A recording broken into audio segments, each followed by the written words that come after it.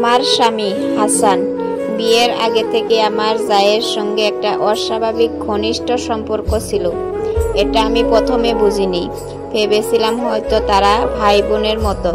কিন্তু ধীরে ধীরে যখন অন্ধকারের চূড়াগুলি চোখের সামনে স্পষ্ট হতে লাগলো, তখন যেন আমার পৃথিবীটা থমকে গেল।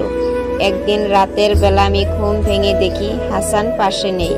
খুঁজতে খুঁজতে দেখি সে তার বোনের মানে আমার জায়ের ঘর থেকে বের হচ্ছে, চোখে মুখে ভয়। কিন্তু আমি তখনও নিজেকে প্রবোধ দিচ্ছিলাম, না, নিশ্চয় আমি ভুল দেখেছি। কিন্তু দিন যত গেল সেই ভুলটাই সত্য প্রমাণিত হলো। একদিন আমি দুজনের কথা শুনে ফেলি, ওকে বিয়ে করতে হয়েছে শুধু লোকের মুখ বন্ধ করার জন্য, হাসান বলল।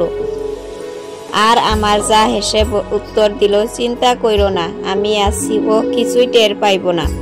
আমি বোবা হয়ে গিয়েছিলাম, নিঃশব্দে কান্না করেছিলাম সেদিন।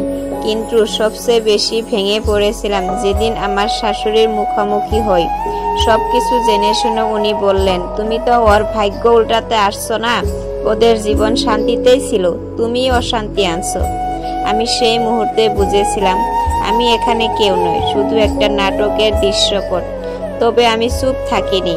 আমি একদিন সাহস করে হাসানের সামনে দাঁড়িয়ে বলেছিলাম, তুমি আমাকে ব্যবহার করেছো সমাজের চোখে মুখ রক্ষা করতে, কিন্তু আমার একটা পরিচয় আছে, আমার একটা সম্মান আছে, আমি মানুষ, আমি কেবল লোক দেখানোর স্ত্রী নই।